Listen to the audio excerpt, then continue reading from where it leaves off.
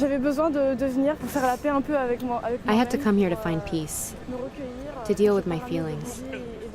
I didn't bring flowers or candles, but I just felt the need to come pay respects to the victims.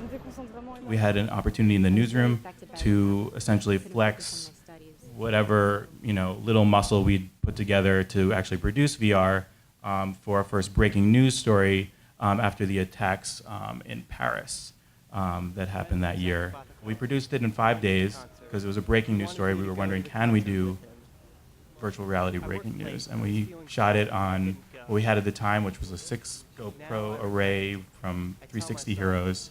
And we essentially trained traditional video journalists that we flew there to try and get the shots. To me, coming here is a way of saying goodbye. Goodbye to my friend, who meant a lot to me. We did every bit of the production in-house in the newsroom for this.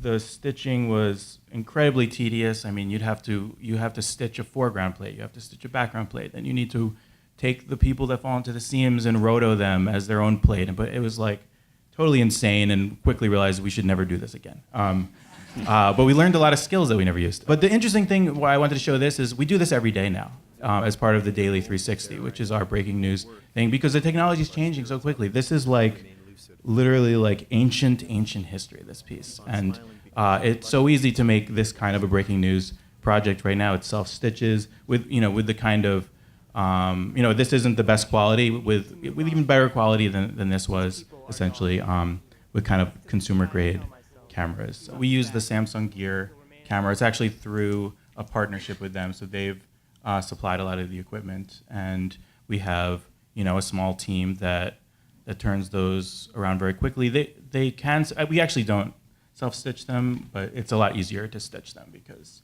it's only a 2-lens solution, so you're only really dealing with one seam around. It's about the context. That is meant to be viewed as a 360 video. It's not virtual reality. It's meant to be seen in a news feed on your phone, looking around. It's built for that. Even when we do type in the video, it's built in a way that makes sense. Viewed in that way, if you see it in a headset, it will look enormous, for example. And we're trying to do work across the spectrum, and that's one end of it. Thinking about it from a journalistic standpoint, it's kind of like we can show you the entire picture from a perspective. There's a lot of transparency in that I think is interesting. I mean, you could argue, when you do traditional video, you go out in the field, or photography, you're making those really sensitive, important editing decisions at the moment that you take the picture. What you're including in the frame, what you're excluding from the frame. So that's something that 360 video to me is kind of interesting for journalism, is that you're giving back the entire picture. This was what it was from this perspective. On retrouve l'hôtel de ville. Hôtel de ville, métro 1. Métro 1. Métro 1. Métro 1. Métro 1. Ok. Où là, il y a plus de vols. Ok.